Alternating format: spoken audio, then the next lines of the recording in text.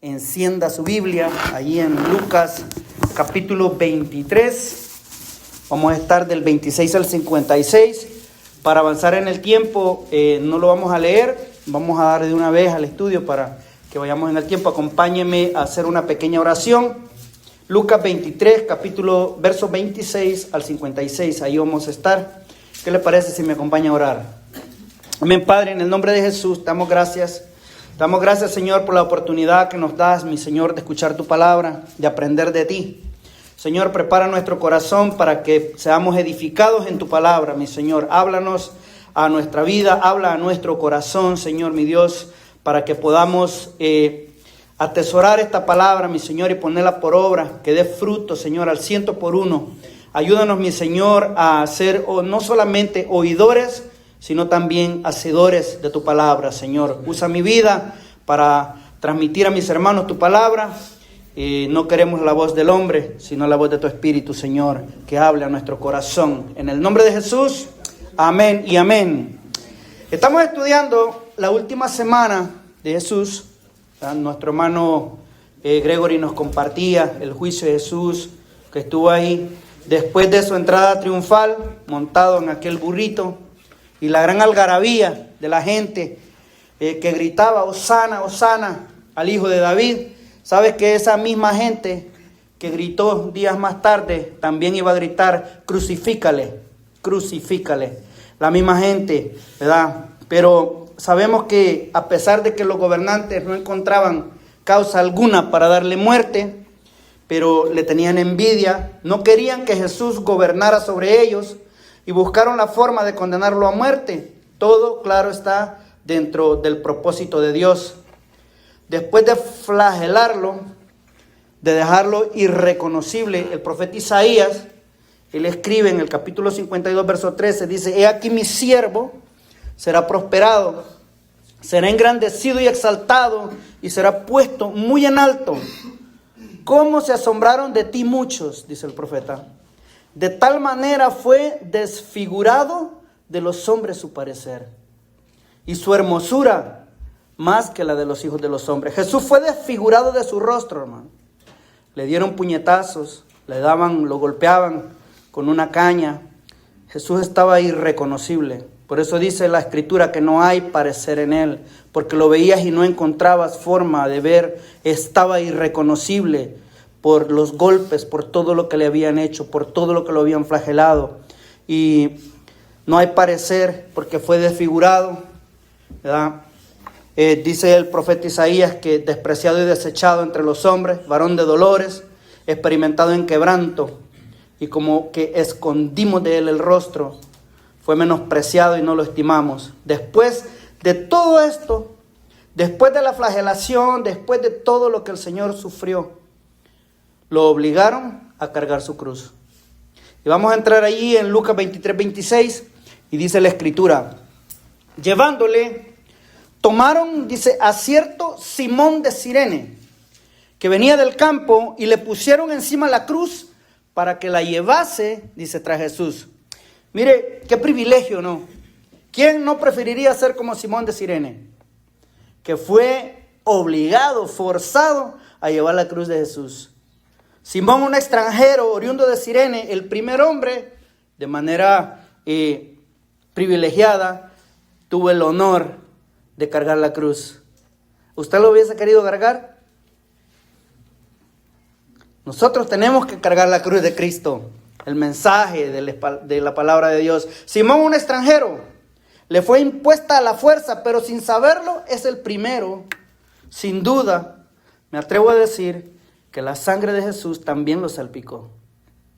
También Simón de Cirene, la preciosa e inmaculada sangre del Hijo de Dios. Simón de Cirene, dice, el padre de Alejandro y Rufo, dice Marcos, que se estima que era griego por el nombre de sus hijos.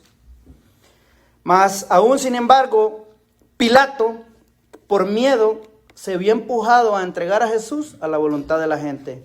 Prefirió agradar a los hombres antes que reconocer a quien él tenía enfrente. Dice el verso 27, y le seguía gran multitud del pueblo y de mujeres que lloraban y hacían lamentación por él.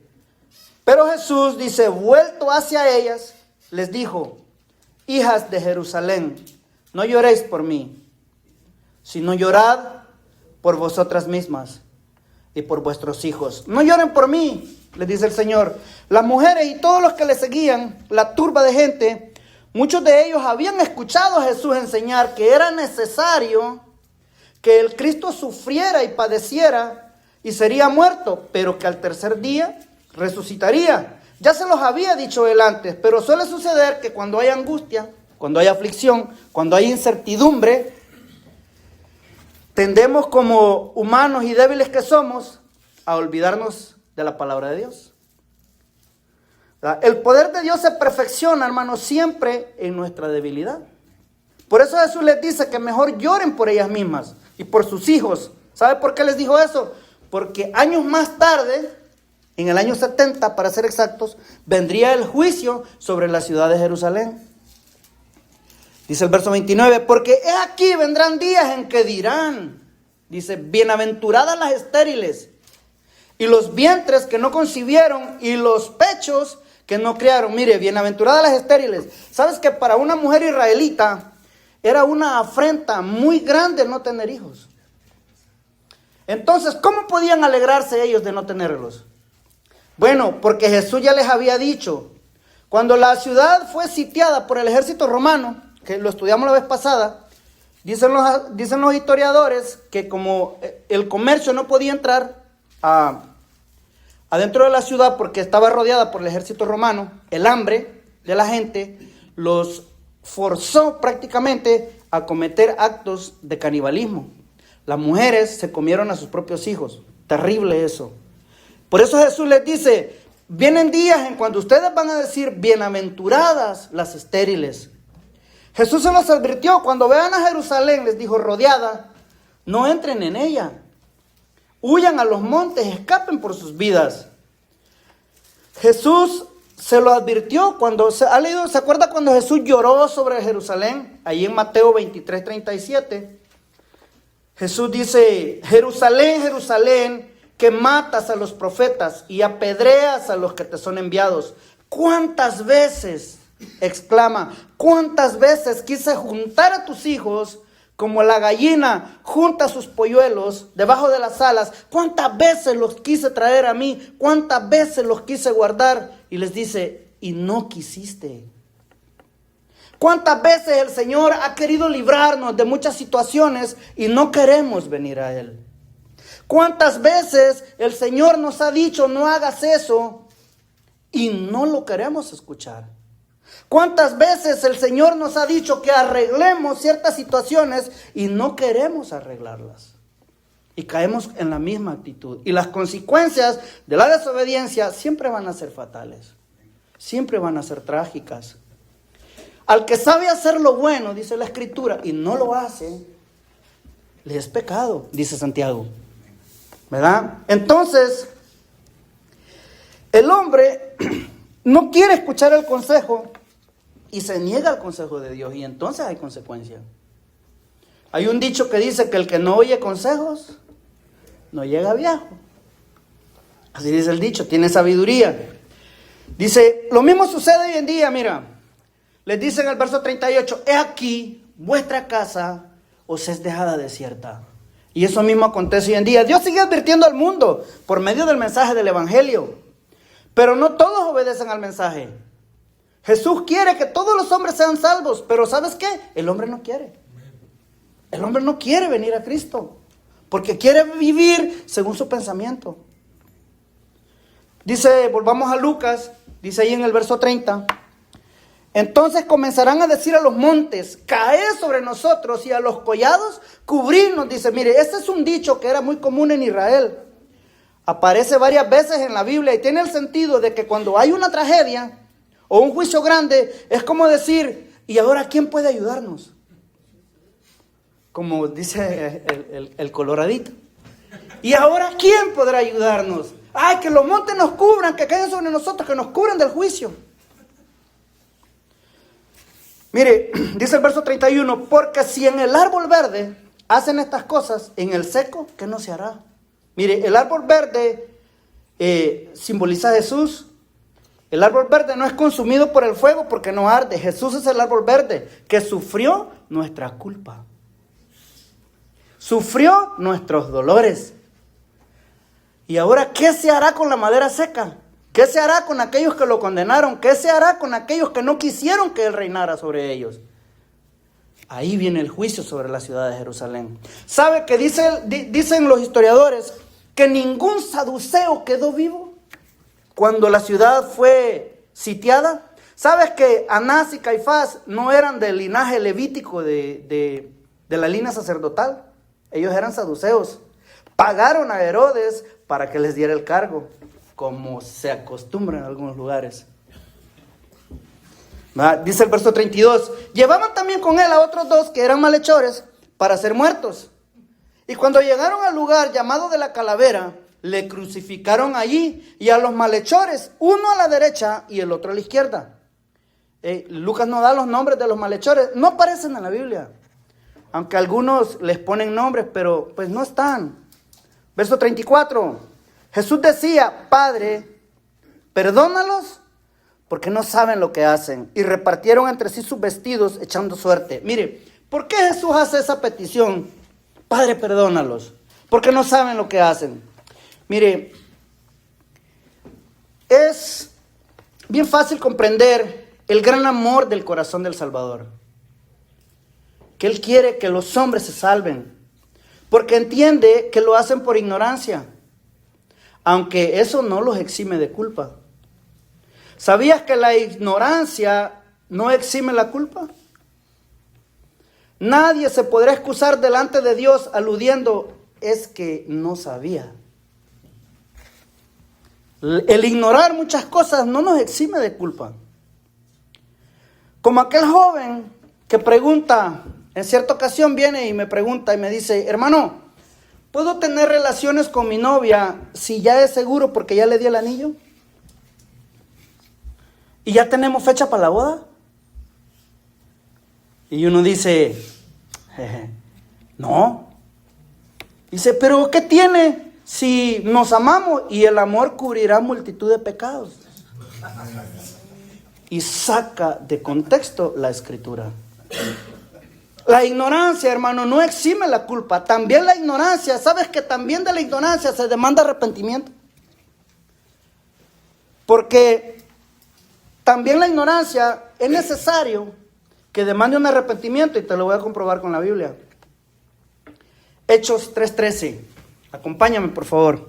El hermano lo va a poner ahí. Dice, Hechos 3:13, dice, el Dios de Abraham, de Isaac y de Jacob, el Dios de nuestros padres, ha glorificado a su Hijo Jesús. Este es Pedro predicando. A quien vosotros, dice, entregasteis y negasteis delante de Pilato cuando éste había resuelto ponerlo en libertad. Verso 14. Mas vosotros, dice, negasteis al santo y al justo y pedisteis que se os diese un homicida. Mire, como siempre, la historia, ¿sabe que dicen que la historia siempre se repite? La gente siempre tiende a escoger lo malo. A escoger lo malo. Hablaba con un muchacho el otro día y me dice, hermano, ¿usted se congrega? ¿Usted va a la iglesia? Sí, le digo yo, ¿y usted? No, yo ya no voy, me dice. Ahora, ¿y por qué? Es que la verdad, me dice, es que me cansé, mucha gente hipócrita en la iglesia, me dice. Le digo yo, ¿y a dónde dejaste la nave? Me dice, ¿cuál nave? Oh, pues es que me imagino que te fuiste a vivir a la luna. Porque no me dices que en el mundo no hay hipocresía. O sea, ¿dónde te fuiste a vivir? Te fuiste a otro planeta. Me dice, oye, mejor, mira, ¿sabes qué? No pongas pretextos. No te congregas porque no quieres. Porque no quieres.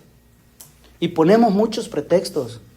Mire, dice el verso 15, y mataste al autor de la vida, a quien Dios ha resucitado de los muertos, de lo cual nosotros somos testigos.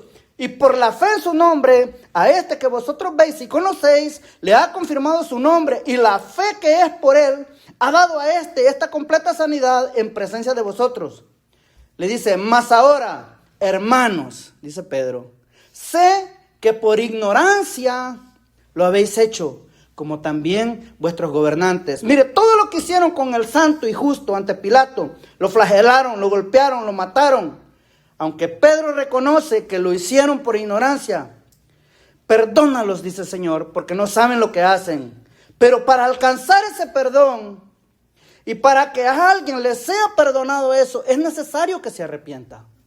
Que reconozca su culpa, que reconozca su error y se arrepienta. Les va a decir Pedro en el verso 18, pero Dios ha cumplido así lo que había antes anunciado por boca de todos sus profetas, que su Cristo había de padecer, y les dice en el 19, así que arrepentíos y convertíos, para que sean borrados vuestros pecados, para que vengan de la presencia del Señor tiempos de refrigerio.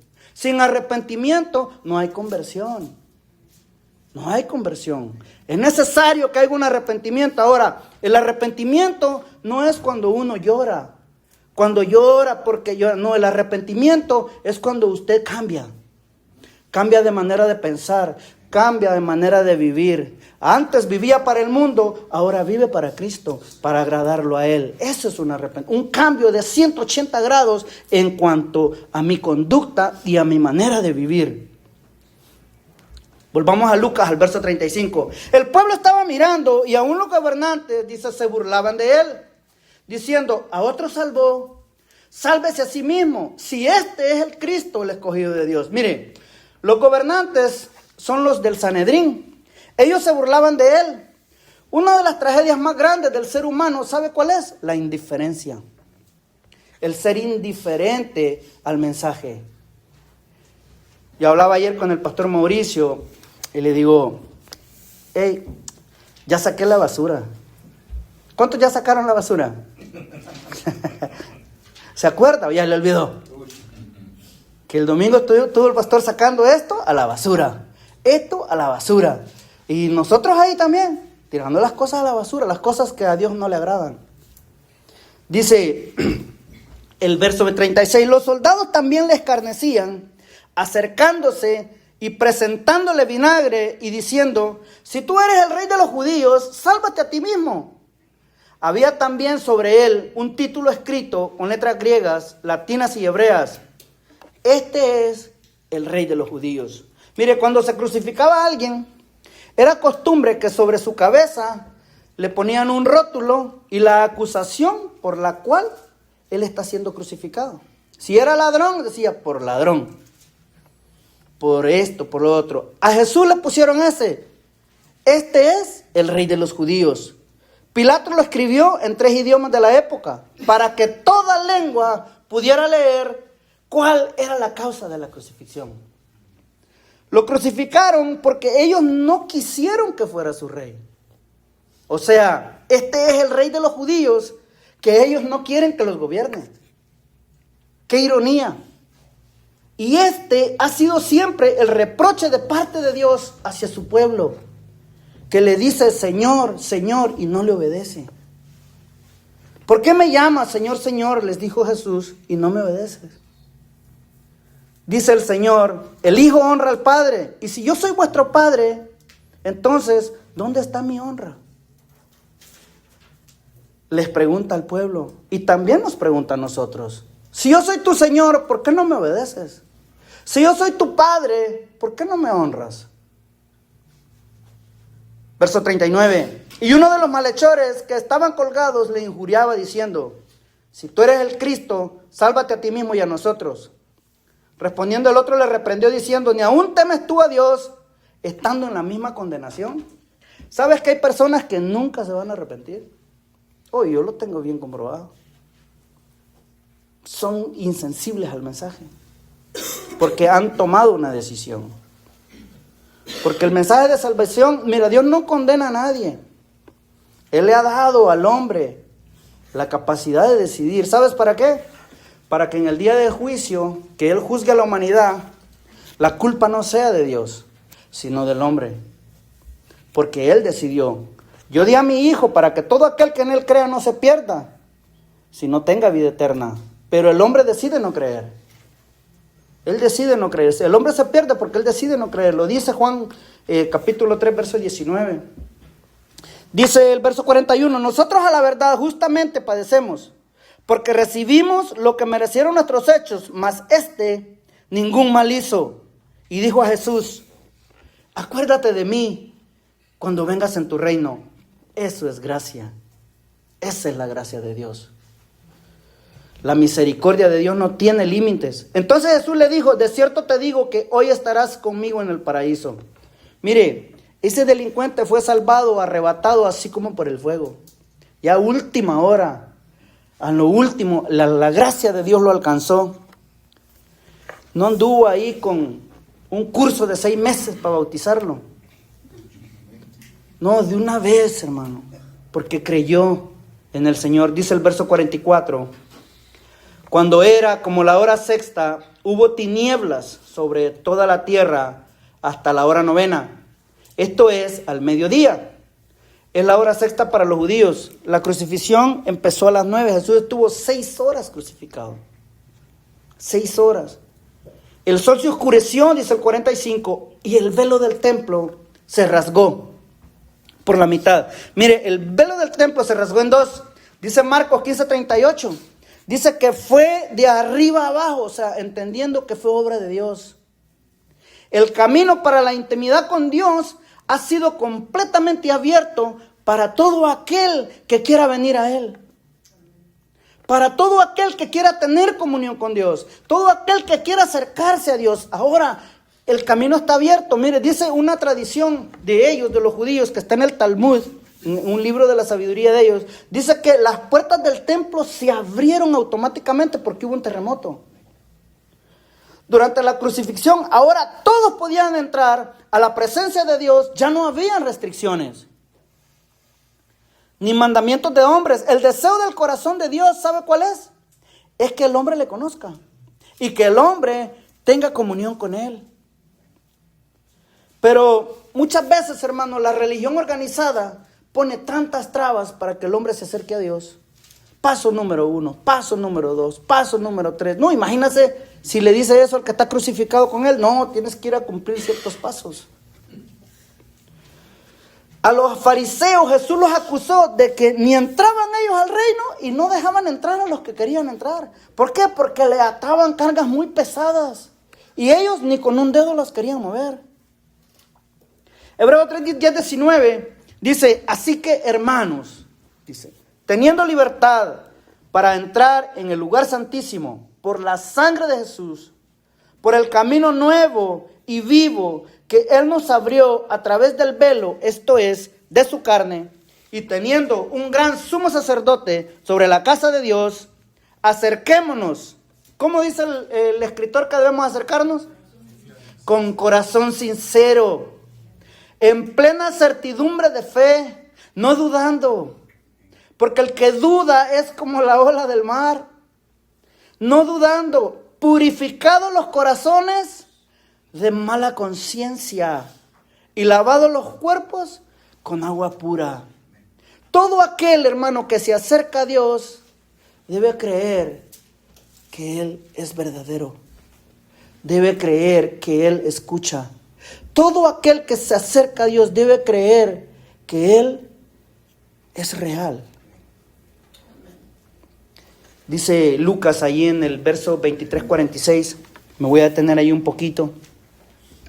Entonces Jesús, dice, clamando a gran voz, dijo, Padre, en tus manos encomiendo mi espíritu. Y habiendo dicho esto, dice, expiró.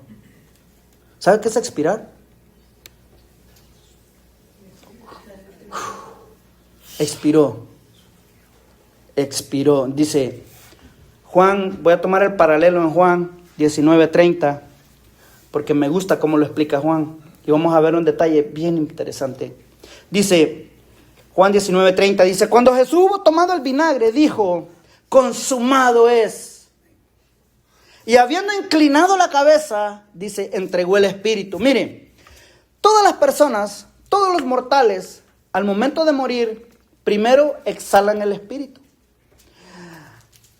Y después inclinan la cabeza. Porque el espíritu se fue. Entonces el cuerpo ya no tiene movilidad. Mas no así Jesús. ¿Sabe por qué? ¿Sabe por qué no sucede eso con Jesús? ¿Por qué Jesús primero no inclina la cabeza y después exhala, sino que lo hace al revés? Para indicar que la muerte no tiene dominio sobre él, ni potestad sobre la vida del Dios hombre, sino más bien lo contrario, es él el que tiene la autoridad sobre la muerte.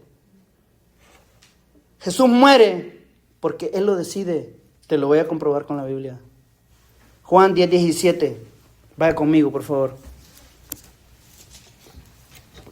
Dice Juan 10:17. Por eso me ama el Padre. Dice, porque yo pongo mi vida para volverla a tomar. Nadie me la quita. Dice, sino que yo de mí mismo la pongo. Tengo poder para ponerla y tengo poder para volverla a tomar. Este mandamiento, dice, recibí de mi Padre. O sea, nadie le quita la vida a Jesús. Nadie. ¿Sabe qué significa nadie? Pues nadie. Nadie es nadie. O sea, ninguno. De modo general significa nadie, nada, absolutamente nada. Particularmente y enfáticamente ni siquiera uno, ni el menor, ni el mayor. Eso significa nadie. Él es quien pone su vida de sí mismo por amor a nosotros. ¿Por qué? Porque era necesario. La palabra que se tradujo del griego consumado es, la vamos a estudiar un poquito, así a vuelo de pájaro. Mire, la palabra griega que se tradujo, se me olvidó pasársela al hermano. Es la palabra griega tetelestei. Tetelestei significa llevar algo hasta el límite para alcanzar su máxima capacidad. Y vamos a descubrir detalles muy interesantes acerca de la palabra tetelestei. Cuando Jesús dijo consumado es, mire, esta palabra, fíjate qué interesante. Esta palabra se utilizaba en diferentes contextos en aquella época. En contexto de negocios, judicial y militar. En negocios se utilizaba cuando una deuda había sido pagada en su totalidad. Judicial se utilizaba para indicar que una condena había sido anulada totalmente. Y militar se utilizaba para indicar que una guerra o batalla había sido ganada. Ahí se utilizaba la palabra. Cuando Jesús exclamó, porque así lo dice el griego, dice que él exclamó, ha sido consumado, que no fue el murmullo de un moribundo, no, en ninguna manera. Ese es el rugido de un león. Consumado es, exclamó Jesús. Cuando el león ruge, cuando gana una batalla porque está victorioso. Juan lo describe en Apocalipsis y lo detalla así, te lo voy a leer rápido. Dice Juan Apocalipsis 5:5. Y uno de los ancianos me dijo, no llores. He aquí que el león de la tribu de Judá, la raíz de David, ha vencido para abrir el libro y desatar sus 7 sellos. Y miré y vi que en medio del trono y de los 4 seres vivientes y en medio de los ancianos estaba en pie un cordero como inmolado que tenía 7 cuernos, 7 ojos, los cuales son las 7 espíritus de Dios enviados por toda la tierra. Y vino y tomó el libro de la mano derecha del que estaba sentado en el trono. Y cuando hubo tomado el libro, los 4 seres vivientes y los 24 ancianos se postraron delante del cordero. Todos tenían arpas y copas de oro llenas de incienso, que son las oraciones de los santos, y cantaban un nuevo cántico diciendo, digno eres de tomar el libro y de abrir sus sellos, porque fuiste inmolado y con tu sangre nos has redimido para Dios de todo linaje, lengua, pueblo y nación, y nos has hecho para nuestro Dios reyes y sacerdotes, y reinaremos sobre la tierra. Y miré y oí la voz de muchos ángeles alrededor del trono y de los seres vivientes y de los ancianos, y su número era millones de millones, que decían a gran voz, el cordero que fue inmolado es digno de tomar el poder, la riqueza, la sabiduría, la fortaleza, la honra, la gloria y la alabanza. Y todo lo creado que está en el cielo y sobre la tierra y debajo de la tierra y en el mar, y todas las cosas que en ellos hay, oí decir al que está sentado en el trono y al cordero, sea la alabanza, la honra, la gloria y el poder por los siglos de los siglos. Amén, aleluya, gloria a Dios. Ha sido consumado, dijo Jesús. Tetelestai en el idioma griego tiene la intensidad de una exclamación. Cuando él dijo Tetelestai, consumado es, estaba indicando que la deuda tuya y la mía por el pecado ha sido completamente pagada, mi hermano. Cuando él lo exclamó y dijo que la condena por el pecado ha sido anulada, porque ninguna condenación hay para los que están en Cristo Jesús. Y cuando él lo exclamó, la guerra y la batalla contra la muerte ha sido ganada. La muerte segunda no tiene más potestad sobre los hijos de Dios. Gloria a Él. Bendito sea su nombre. Colosenses 2:13 dice: y a vosotros, a ti y a mí, estando muertos en pecados y en la circuncisión de vuestra carne, os dio vida. Juntamente con Él, perdonándoos todos. ¿Cuántos? Todos los pecados. ¿Y cómo fue que los perdonó? ¿Qué hizo en la cruz? Mire, se ofreció a sí mismo como sacrificio expiatorio al Padre y en beneficio de todos nosotros al tomar nuestra culpa. Porque al que no conoció pecado, por nosotros lo hizo pecado. Dice el verso 14. Anulando el acta de los decretos que había contra nosotros, que nos era contraria, quitándola de en medio y clavándola en la cruz. Y despojando a los principados y a las potestades, los exhibió públicamente, triunfando sobre ellos en la cruz. Y nos ha dado a nosotros, hermano, esta bienaventuranza de ser llamados sus hijos. ¡Qué privilegio! Gloria al Señor. Aleluya. Verso Lucas 23:47, ya para ir terminando. Dice: cuando el centurión vio lo que había acontecido, dice, dio gloria a Dios. Aleluya, diciendo, verdaderamente este hombre era justo. Qué ironía, tuvo que ser un extranjero, porque su pueblo no lo quiso recibir, porque a los suyos vino y los suyos no lo recibieron. Mas a todos los que lo hemos recibido, a los que creemos en su nombre, nos ha dado la potestad, el derecho de ser sus hijos, los cuales no son engendrados, dice, de sangre y carne, ni de voluntad de varón, sino de Dios. ¿Cuántos ya lo recibieron? Y si alguno no lo ha recibido, hoy es el día de salvación. Amén. Dice, verso 48, y toda la multitud de los que estaban presentes, dice, en este espectáculo, dice el escritor, viendo lo que había acontecido, se volvían golpeándose el pecho. Pero todos sus conocidos y las mujeres que le habían seguido desde Galilea estaban lejos mirando estas cosas. Había un varón llamado José de Arimatea, ciudad de Judea, el cual era miembro del concilio, varón bueno y justo, que también esperaba el reino de Dios y no había consentido en el acuerdo ni en los hechos de ellos, fue a Pilato y pidió el cuerpo de Jesús. Y quitándolo, lo envolvió en una sábana y lo puso en un sepulcro abierto en una peña, en el cual aún no se había puesto a nadie.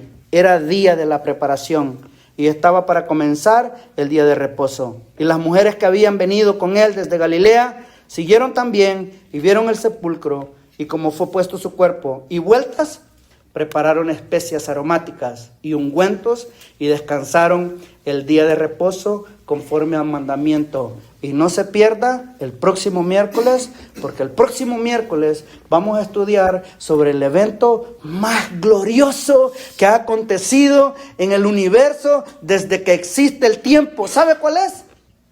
La resurrección de Cristo. Amén. Ponte de pie, mi hermano. Vamos a orar. Vamos a agradecer al Señor y vamos a orar por nuestro pastor. Que el Señor le siga fortaleciendo y el Señor lo sane completamente. Padre, en el nombre de Jesús, te damos gracias. Te damos gracias, Señor, porque cuando estábamos muertos en nuestros delitos y pecados, Señor, cuando estábamos alejados de la vida de Dios, tú miraste nuestra condición, Señor. No, tu gracia nos ha alcanzado, nos ha hecho libres, mi Señor. Y hoy tenemos, mi Señor, este privilegio de poder entrar hasta tu presencia, Señor, porque el velo del templo se rasgó y ya no hay más separación entre tú y nosotros, mi Señor. Y en esa libertad, Señor, hoy queremos entrar hasta tu presencia, mi Dios. Y queremos presentarte la vida de tu siervo, Señor, de nuestro pastor Kevin. Señor, te pedimos por él, mi Señor. Tú eres el Dios que hace nuevas todas las cosas, Señor. Te pedimos que ahí donde Él se encuentra, Señor, que tu gracia sea con Él. Que tu gracia y tu amor, mi Señor, estén siempre con Él, Padre. Que la fe no le falte, Señor, mi Dios. Y conforme a tu voluntad y tu propósito, oramos por la sanidad de Él, Señor. Creemos, mi Dios, que tú eres Dios que sana, Señor. Dios que restaura, Padre. Y creemos, mi Señor, mi Dios, que tú lo levantarás, mi Señor, para que Él siga, Padre, haciendo esta labor tan noble que tú le has encomendado, mi Señor, de ser el pastor de tus ovejas, mi Señor. Pedimos por Él, por su esposa, Señor, mi Dios. Consuélales, Padre, aliéntales, mi Señor, a su familia, a sus hijos, Padre. Ellos no están solos, mi Señor. Tú tienes cuidado de ellos, Padre, porque tú has prometido que estarías con nosotros todos los días, mi Señor, hasta el fin del mundo. A ti la gloria, Padre, en el nombre de Jesús. Amén y amén. Dale un aplauso al Señor.